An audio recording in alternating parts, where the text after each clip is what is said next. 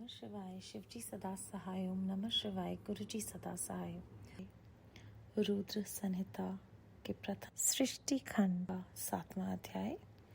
भगवान विष्णु की नाभि से कमल का प्रादुर्भाव, शिवेच्छावश ब्रह्मा जी का उससे प्रकट होना, कमल नान के उद्गमन का पता लगाने में असमर्थ ब्रह्मा का तप करना, श्री हरि का उन्हें दर्शन देना, विवादग्रस्त ब्रह्मा विष्णु के बीच में अग्निस्तंभ कर प्रकट होना तथा उसकी ओर छोर का पता ना पाकर उन दोनों का उसे प्रणाम करना। ब्रह्मा जी कहते हैं, देव ऋषि, जब नारायण देव जल में शयन करने लगे उस समय उनकी नाभि से भगवान शंकर के इच्छावश सहसा एक उत्तम कमल प्रकट हुआ जो बहुत बड़ा था। उसमें असंख्य नाल दंड थे। उसकी कांति कनेर के फूल के समान पीले रंग की थी तथा उसकी लंबाई और ऊंचाई भी अनंत योजन थी। वह कमल करोड़ों सूर्यों के समान प्रकाशित हो रहा था। सुंदर होने के साथ ही संपूर्ण तत्वों से युक्त था और अत्यंत अद्भुत, परम रमणीय, दर्शन के योग्य तथा सबसे उत्तम था। तत्पश्चात कल्याणकारी परमेश्वर सांबे सदाशिव ने पूर्व व्रत प्रतन करके मुझे अपने दाहिने अंग से उत्पन्न किया। मुने, उन महेश्वर ने मुझे तुरंत ही अपनी माया से मोहित करके नारायण देव के नाभि कमल में डाल दिया और लीला पूर्वक मुझे वहां से प्रकट किया। इस प्रकार उस कमल से पुत्र के रूप में मुझ हिरण्यगर्भ का जन्म हुआ। मेरे 4 मुख हुए और शरीर की कांति लाल हुई। मेरे मस्तक त्रिपुंड की रेखा से अंकित थे। तात भगवान शिव की माया से मोहित होने के कारण मेरी ज्ञान शक्ति इतनी दुर्बल हो रही थी कि मैंने उस कमल के सिवा दूसरे किसी को अपने शरीर का जनक या पिता नहीं जाना।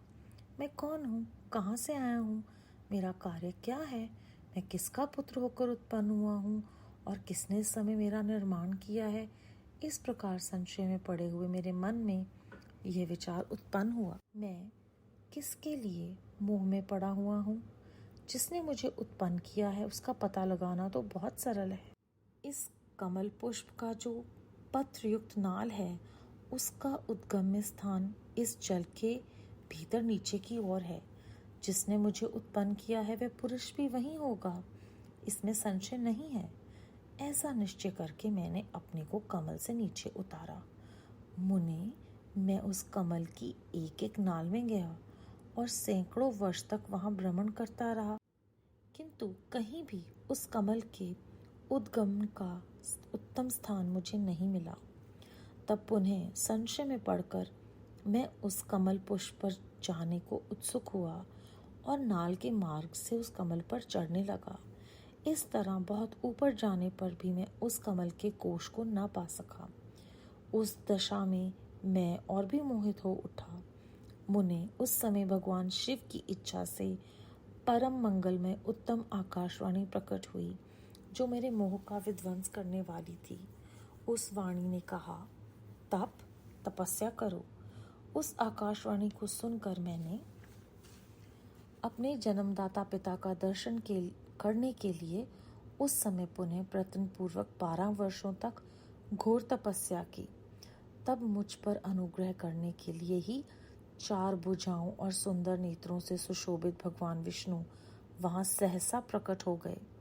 उन परम पुरुष ने अपने हाथों में शंख, चक्र, गदा और पाद्य धारण कर रखे थे। उनके सारे अंग सजल जलधर के समान श्याम कांति से सुशोभित थे। उन परम प्रभु ने सुंदर पीतांबर पहन रखा था। उनके मस्तक आदि अंगों में मुकुट आदि महामूल्यवान आभूषण शोभा पाते थे। उनका मुखारविंद प्रसन्नता से खिला हुआ था। मैं उनकी छवि पर मोहित हो रहा था। वे मुझे करोड़ों कामदेवों के समान मनोहर दिखाई दिए। उनका वह अत्यंत सुंदर रूप देखकर मुझे बड़ा आश्चर्य हुआ। वे सांवली और सुनहरी आभा से उद्भासित हो रहे थे। उस समय उन सत स्वरूप सर्वात्मा 4 भुजा धारण करने वाले महाभाऊ नारायण देव जी वहां उस रूप में अपने साथ देखकर मुझे बड़ा हर्ष हुआ। तदनंतर उन नारायण देव के साथ मेरी बातचीत आरंभ हुई।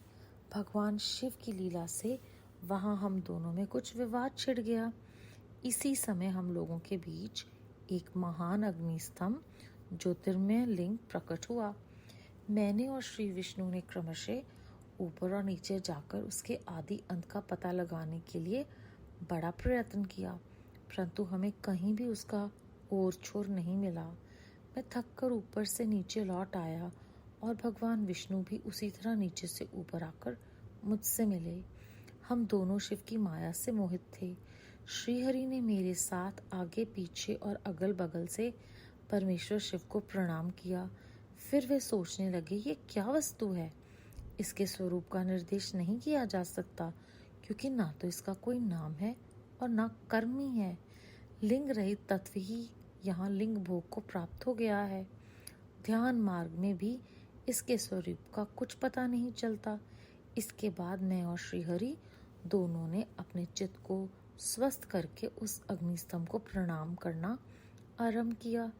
हम दोनों बोले, महाप्रभु, हम आपके स्वरूप को नहीं जानते। आप जो कोई भी क्यों न हो, आपको हमारा नमस्कार है। महेशान, आप शीघ्र ही हमें अपने यथार्थ रूप का दर्शन कराइए। मुनि श्रेष्ठ, इस प्रकार अहंकार से आविष्ट हुए हम दोनों ही वहां नमस्कार करने लगे। ऐसा करते हुए हमारे 100 वर्ष बीत गए। अध्याय 7 समाप्त। संगत जी, इसमें शिवेच्छावश ही सब कुछ होता है, ये हमें बार बार श्री शिव पुराण में जो सिखाया जा रहा है वो फिर इस अध्याय में बताया गया है। जो कुछ भी हो रहा है वो शिवजी महाराज की लीला से ही होता है, और हम मोहवश अपने ही ध्यान में, अपने ही धुन में जो सामने प्रत्यक्ष चीज़ें वो दिखाते हैं उन्हें भी नहीं देख पाते। और इस अध्याय में तप करो, तपस्या करो, ये आकाशवाणी हमें फिर से गुरु जी के वो जो हमें संदेश मिलते हैं टेलीपैथी के द्वारा, उनका महत्व समझा रही है कि जो भी वो हमें गाइड कर रहे हैं उसे हम सुने। और जब तक हमारे अंदर अहंकार होगा तब तक हम जो सत्य है उससे भी वंचित रहेंगे, और ये उन्हीं की माया है, उन्हीं की लीला है, जिससे हम अपना जो जन्म है, हमारा क्या उद्देश्य है इस धरती पर आने का, वो सब भूल जाते हैं। जैसे ब्रह्मा जी और विष्णु जी सब लीलावश भूल गए।